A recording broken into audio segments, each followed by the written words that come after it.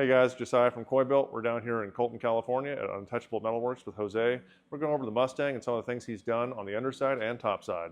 What we've done here with the plan that Josiah set before us with these badass renderings and really cool suspension and wheels and knockoffs and all this really cool stuff, we ended up figuring out where the stance needed to be with the tires, with the chassis, with all of these things, and that ended up being a real big package of suspension and wheels and drivetrain in a Mustang, a 66 Mustang. So we ended up we all put our heads together, we came up with this 2.5-inch body drop channel Z. So that's what's going on here. The chassis is now finished, the unibody rails are finished, the seat riser modifications are finished, and it's all put back together after this 2.5-inch channel.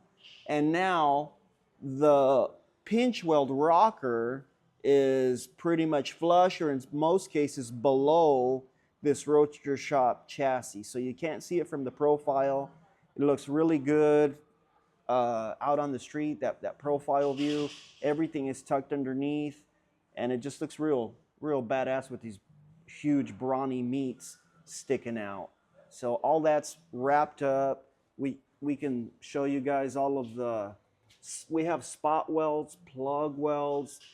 After the seat risers were modified and those were lowered, we were able to get 1.75 inches out of the seat risers. We couldn't get any more just because of their stamp shape. And we ended up tying in these body mounts. Roadster Shop incorporated those into their chassis. The stock floor pans on the 60s Mustangs didn't have that provision, so we made that from scratch. Josiah started them, and then we ended up finishing capping the nut plate that he had. So we used all of his layout and ideas, and we just took it to the finish line. So you can see here, we ended up eliminating the attachment point from these floor pans to the inner rockers, and then this is a flange that we made, which goes in the same direction up, but it's all been butt welded, planished, tied into the floor, and then plug and spot welded into the inner rockers. Here are some flanges that connect the structure. It's all tied back in, and there's space. You were saying, Josiah, this side is the gas lines and all that? Yep.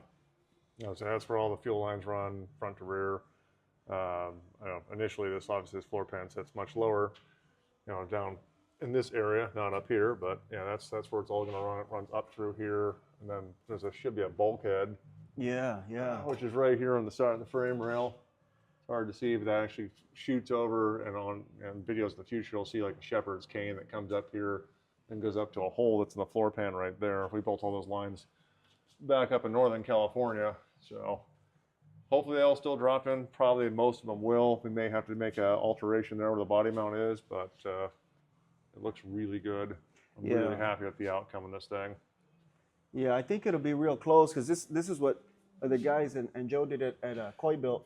They ended up making this channel, so we just ran with it. We ended up doing that vertical pocket just so he has everything he set in place. We just, like I said, we just kind of took the baton and ran with it, and just kept on going and incorporating that 2.5-inch body drop channel in there. It should work, because I know the fuel line comes up and goes in this area, and then you've got a hard line that shoots over to that hole here. These two holes are actually for, you know what, I actually forget what those holes are for, but I know there's some coolant lines that run through here. This, I believe, was for the heater lines, and yeah, that's want to say it's heater. It's been a while. There's a lot going on in this car. Like you said, it's a lot in a small package, or as I like to say, 15 pounds of stuff in a 5-pound bag. Yeah, there's a lot going on. So we keep going towards the rear. We have that Z in the front, 2.5 inches on the Mustang unibody rails, and then you can see that incorporated in the Roadster Shop rails. These also got Z'd to accommodate that body drop. So once we figured out what needed to get done there, we ended up figuring that it wasn't worth saving the unibody structure coming off the back end of the behind the rear seats. So all the back end structure, because they had already at Coybilt they had already modified the unibody structure for the big tubs to fit these big tires. So we ended up just continuing that, and we made this section off of their section with a 3x1.5 inch 120 wall tube, and there's a pie cut there. That way it follows that angle, and then it pie cuts and it meets that that rear tail pan, you know, dead center in between those bumper mounts. So that's what we ended up doing to remedy the channel job. So the floor pans in the trunk, which are the flange that catches the gas tank, this vertical section, now the flat section that goes across the trunk, which ties into these trunk extensions, that's all new, with including these unibody frame rails that I just mentioned. So basically, it was just better to start from scratch than trying to save what was there, because it just would have been too much hassle to butt weld and tie in, and it was just better to go clean. Just gut it like a fish and make it really nice. That way, it's easy to spot weld, easy to weld, and then of course super easy to seam seal. There's nothing to hide. Just real sanitary, real street rod, pro touring kind of vibe. So it'll look good for a long time, and it'll be fresh, and which matches everything that they did at Coybilt with the rust repair and whatnot, with the floors and all of those panels. So it'll look really good once painted or coated, whatever you guys decide. I think the next thing that we sort of started on, we just did clearance to get this thing, you know, cleared up, was the Roadster Shop frame rail actually does come in contact with the factory frame rails, at least in this application. I can't remember if it's like that on all of them. This car's the mini tub, so a little different deal here, but we ended up cutting a pocket out so you could actually get the frame up in there and bolt everything together. It's on both sides. I believe the one side is different than the other, but yeah, that's one of the things you have to do, and I know Jose closed it out, and I'll let you explain all that. Yeah, we ended up, so we saw what you started, and they aren't, you are correct. The frame rails on this car are not symmetrical. For whatever reason, they're asymmetrical. They're just different, maybe for the gas tank, who knows. But that air gap now on the outside of the Roadster Shop frame rails to the inside of the unibody rail from that mini tub, we ended up doing a 3/8 air gap. That way there's clearance for seam sealer, undercoating paint, powder coat on the chassis. That way when that body is slipped over the Roadster Shop frame, there's wiggle room. That way there's no creaking or bouncing or just weird noises of them chafing together after it's put together in final assembly. So it was just one of the things that needed to get done, because the Roadster Shop frame goes so far into the unibody structure and rails and whatnot. So we clearance cut a little bit more, and then we made pockets and capped them in. That way that unibody rail has structure and integrity, and it's not just a gaping hole. On the floor pan right below the rear seat at the front of the wheel tubs, we have this flange. It's a 90-degree flange, and the reason that we have these pieces, both sides, is to tie in the floor back into the inner rocker. Because of the Z, we ended up losing the original attachment point. So these flanges are custom made to reconnect the pieces together, top and bottom, and there's some stitch welds on the top side to tie everything back in. So last we left off, you guys were doing the channel on this car, and I know the front rails had to be modified. Let's talk a little bit about that. Yeah, so we ended up figuring out that everybody was happy with the 2.5-inch channel. After we did the scribe line on the frame table, we lowered it, we tacked it, had the wheels mocked up, and everybody agreed, hey, that looks good. So there's that drop down. From there to there is 2.5 inches. So we ended up, now that I remember, after that battery tray, you guys removed the battery tray, set that panel in place. We ended up making this bracket here out of 16 gauge. So this one's high. It's one made from scratch, but it mimics a factory, and it catches that pocket for the headlight bucket. Yeah, it's a headlight bucket slash fender brace per se, bolts here. So yeah, and these holes are for the massive blower cooler. Yeah, I would say that's the intercooler lines are 1-inch diameter stainless, and they run back to a intercooler pump over here. So, Yeah. Yeah. So what we ended up doing, we ended up finishing what you started on the battery tray. We got that done. We dialed in the Z on the chassis, and then we continued to modify the inner fenders so that they tie into this. The unibody is actually it's like an inner and an outer clamshell frame rail. So we ended up extending the flanges. That way, the inner fender had something to marry to, and they can get plug welded back into that. So it looks stock. In this portion, it's just a little squattier.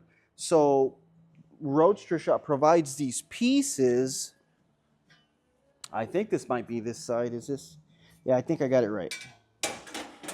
So these got shortened also 2.5 inches. So we have one side buzzed up. Got to finish buzzing up the other side so it's chamfered. That way we can planish it a little bit. And after powder coat or Cerakote, there's no distortion there. So that caps that off. Gets us to here. And because of the section job, we ended up deciding it was just better to remake these rear, not just the flanges, but this section, because these are not mirrored. The aprons are not mirrored in this area.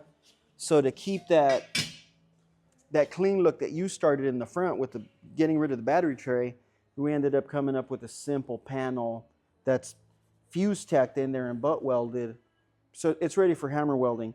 And you can see here that this is a fabricated piece because it looks way different. So now it's just symmetrical side to side, mirrored. But yeah, I don't remember exactly what it looked like, but there was a bigger pocket maybe for the booster. yeah, there was. Yeah, something like that. So this is what we ended up doing, which gets us now to the firewall. And due to the channel, this, of course, was 2.5 inches higher. So we ended up losing this vertical space here, this kind of cliff and step and whatever, to get this down 2.5 inches. So we figure we're going to end up doing some kind of zigzag step to make area for a trunk seal. I would say originally they had that flange where it was a triple layer. You had the top, the cowl, and then you had the firewall. All came up into like a pinch weld per se. Yeah, that's that. Thank you for that reminder, because you're right. On all these 50s, 60s, later 70s cars, they have the firewall, they have the inner cowl, which I call a rain gutter, and they have that exterior cowl with the vents. So this is the stock one that you had to shave, no more vents, and then no more rain gutter due to the, or inner cowl due to the section job. Yeah. Yeah, so it's just, right now it's going to be one kind of waterfall style panel, and then we'll figure out structure so you can attach all that 15 pounds of stuff. Yeah, I would say there's going to be a bar that goes across underneath the dash that helps tie the cowl shoulders together, and the computer's over in that corner now, and Yeah. there's a lot going on. Trying to keep it all clean and organized is the biggest thing, and also serviceable down the road. That's a big thing you got to plan ahead. A lot of people don't think about is how's it going to come apart when you need to actually service it. So a lot of planning, a lot of time to get where we're at. Yeah, so we ended up on another trip that Josiah took down here last year. We ended up mocking up the Holley computer, and it is half the width of this box. It is this dimensions. This is a footprint with the screws, but it's only half the distance here. That way he has more space for relays, fuses. You've got coil drivers, you've got an ECU, you've got a couple other pieces. There's a lot going on. Everyone thinks the Coyote swaps are pretty straightforward. There's actually quite a bit when you run an aftermarket controller. So that's what we did, because this is a blown application. So that's why we had to figure out where to put all this stuff. Because you've got a pedal assembly right there. You've got an AC unit right here. There's just not a lot of real estate underneath this dash. So you got to get creative real quick. Then you got an intercooler pump here. So it's just a lot going on. But yeah, that's one of the things that you and I spent a lot of time sort of brainstorming on.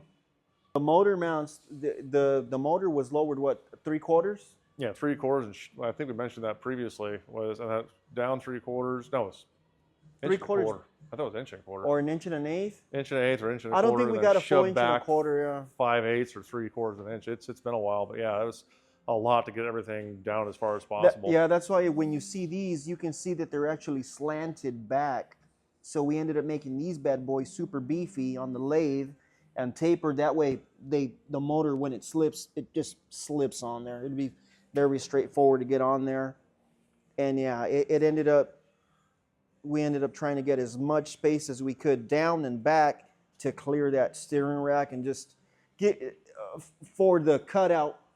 Yeah, there's that end of it. To bring it down. You got the intercooler, then you have the condenser, and then you have the radiator. That was one of the things we did up on our end. You got to have an inch of clearance between each one. Yeah. To get proper cooling. So, and then you have this ginormous, if they don't look ginormous, but they are, Coyote motor in terms of everything with the alternator backwards. It's a lot to pack in. Yeah. You should probably mention that what it takes. I mean, you know better, that plug you sent us. Yeah, that was so alternators in these things are mounted backwards. It's very unorthodox. It's a little weird. Now you got a plug that sticks off the back. It's like a big weather pack, and it's almost like a weather pack. So you also start raising and lowering the motor. If I mentioned this previously in one of the other videos, which where you end up having the plug end up hitting a different portion of the fan. So if you have to come down into where it slopes a different radius of the fan, then you know it clears all that. But just a ton of stuff going on. So yeah. It's all figured out now, though. Now it's just, let's go for the goal line. Yeah, and you know what? Before I forget, now that I remember, and very unique to the Coyotes because it's not like a regular LS where everything is front on that or smooth with the front on that accessory drive and the serpentine. Yeah. Nothing sticks out, but like you said, that little acorn is flipped ass backwards and pointing forward. And for that reason that you explained, we went back, and to go back and go down to fit in that pocket with the spall fans, we ended up cutting these bad boys. That's right. Yup, we ended up cutting these bad boys. So all this plate here, we did in-house. Our guy Tim, you can see he did some grinding there. So he figured out how much needed to get cut at this angle, which mimics the header angle, clearance against the headers. So basically this is parallel to the headers. And if we wouldn't have done this, we couldn't have gone down. Yeah, we want to go more, but you're limited by the eccentrics on the upper control arm / frame mount. So, I mean, that's as far down as you're going to get. Plus, you're also limited by the oil pan a little bit too. So, and also the steering rack was another obstacle. So, yeah, it's as low as it's going to go. It's as far back as it's going to go. You still got to get your hands back here. It was one of the things Tim and I were laughing about. We're like, we're going to have to literally build the harness for this thing. Well, the engine's out on an engine stand, and then put it in the car to mock it up because we just had maybe about an 1.5 inch room between the firewall and the back of the motor. There just wasn't a whole lot. Yeah, which you have that wild looking Y-shaped manifold. So there's a lot going on back here. So it ended up helping because we were able to, for whatever reason, the aftermarket sets up these motors like at 5 or 5.5 degrees up for whatever reason. I don't know why, but we like them around 3. A little bit more than 3 is okay, but usually they're all high. So we ended up being able to lower it, and as we lowered it, we got more clearance against the firewall. So then we got the angle better for the drive shaft, and we were able to shove it back also as it went down and went forward. So we scooted it back. But yeah, there's a lot packaged in there. A lot to be forgotten and a lot to be talked about and remembered. So it's been an undergoing process of R&D on this thing to get it where we want it. But I'm happy with it. I know you are too. It's been a long road. This is definitely, I will say this: the A-body GM cars are definitely easier to do than these things are when you get into this stuff. We always thought Mustangs were simple and easy and small. That also poses some problems. They are small, but they're not simple and easy when you shove a motor the size of a Hemi in them. Yeah, and then to boot, like we mentioned, the Roadster Shop is also clamshelling the Mustang unibody clamshell. So that's why this is literally up and over and around the Mustang structure. So that closes all of this off. You guys did this. We ran with it. We just ended up notching the motor mount, make sure we had the clearances. You have clearance all around. Yeah, it's a lot here for the headers and everything, but it does work. It fits. It has the clearances. It'll be good. Oh shit! I actually do fit this thing. Yeah, dude. Okay, well, I got watch your leg. I was like, I'm taller than Tim. My You're head. taller than Tim, yeah.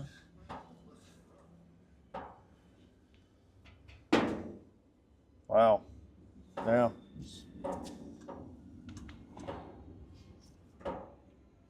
I don't know what way you. I think it's that way or something, or your way. Is it up? Is it your way? There you go. There it is. Yeah, that's basically all the way up. So It's all the way up. we may play with that a little bit. Yeah, it's sort of my first time sitting this thing. You could shave that foam. The other thing we'll do is play with, shave the column, then bring it over. Can you slide? Watch your head. Can you slide back? Do you have adjustment to go back? Do you need it? You might be all the way back, huh? It's gonna be tight. It's gonna be tight. But he's also not 6'4". No. I'm 6'3", 6'4". I haven't there. sat in it yet. I just had Tim, and if Tim fits, I know I'll sit. Yeah. This thing's, wow. Feels like I'm wearing a Mustang. So, this thing's tiny. But you'll be able. You'll be able to shake it down. You're okay. I think so. I mean, I don't know if we can come down with the seat anymore at all on my end, but I mean, being that I'm not going to be the owner, it's not as much of a problem. I mean, we might be able to come down another ½ inch. I figure grind the foam from the bottom. Yeah, that's what they're going to do. From the bottom, yeah. Take the foam out, but I have to see how much is there and what's comfortable, what's not for him. Man, how much did we lower the seat? I think it was I know the seat riser was lowered 1 3/4, right? Yeah, right now what's going on, the seat riser both seat risers were literally cut out. They were cut out, and we only left the center section about 4 inches, 3.5 inches center ribs of those. Those stayed spot welded and plug welded into that transmission tunnel. So with those sections, we ended up cutting, and we were able to lower them 1 3/4 inches. So 1 3/4 inches. The car sectioned 2.5 inches, so you're actually 3/4 higher than you would be from factory, right? If we were. Yeah, and then you get the floors up 2.5, so. Yeah. Yeah, but so that's sort of, but technically it's only 3/4 because you. 3/4, yeah. So we are 3/4 off. So if you were able to work it in the foam, then at least your torso would be just only 3/4 higher. So if you're able to do something else with the seat foam or the seat frames, We'll figure something out. The seat frames and how it can be modified and cut down. I feel like I'm in a channeled car because you've seen. Yeah. When your knees are at almost the top of the door, you're in a channeled car. I mean, I've been in a couple of them, so. Yeah, this is nuts. Yeah. Weird, though. It's just we'll have to make sure the windshield that we have doesn't have a visor bar in it, or if it does, I mean, that's more of a problem for me than him. But yeah, the dash. Yeah, the dash, that was a whole nother thing. Yeah, because I mean, you know the specifics on it. Well, we mentioned that before in the previous videos, that whole 67 dash and a 66. Some people love it, some people hate it. Yeah, I mean, that's just out of a 67. The reason being is I don't like factory AC vents. I mean, I like factory AC vents. I don't like the aftermarket stuff that people run, so that's why we ran this dash. Oh, they're incorporated in there? They're incorporated in it, so it looks proper. Yeah, you know more about the Mustangs than I do. The other thing that we did to the seat risers after lowering them, putting together, there are 1.5 inch wire channels on the outsides of each one. So in between the inner rocker and the seat riser is an 1.5 inch wide channel for all your cables and electronic stuff. Right. Yeah, that's gonna run front to back. Yeah. So you can see that right That'll there. help out a lot too. Yeah, and that'll still give you space for the seal. You can make an extended door sill or just carpet, whatever you decide. Add it up around it, whatever it may be. Yeah, you'll be able to cover that. And then back here on behind the rear seat, we ended up spot welding and then stitch welding with silicone bronze that panel that separates the trunk. This comes down to here. Yeah. So all that got tied in, sealed off. Yeah, you can actually see one of the original welds. This is where it originally was.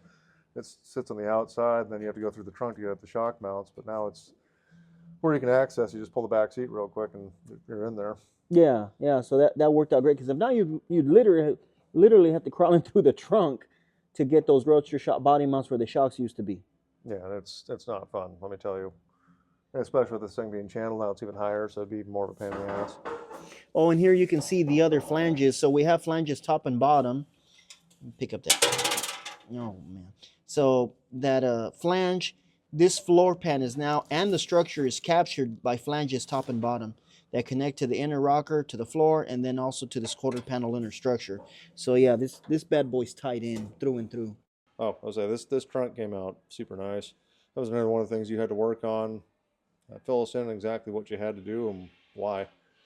So we ended up putting our heads together with all the guys here, and we figured that it was just going to be, regardless of how we did it, it was going to be a lot of work.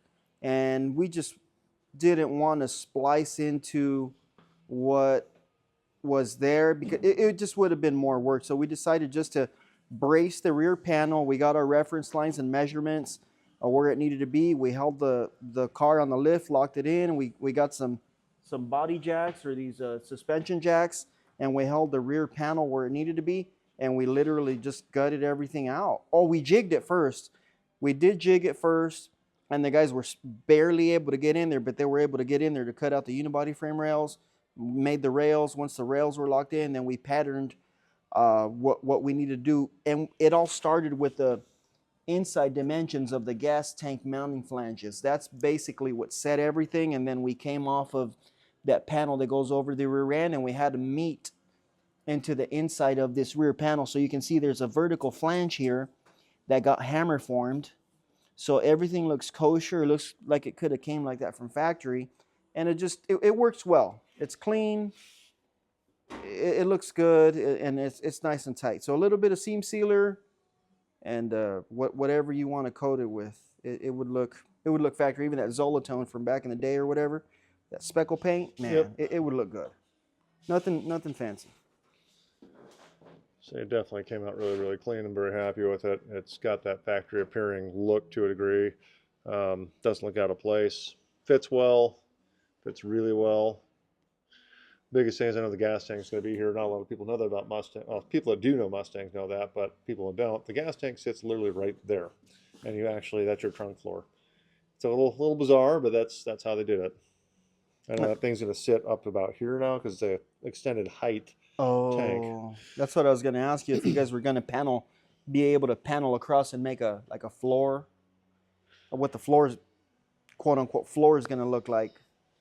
Just gonna have a big tank in it. We'll look at that at that time and try to figure it out.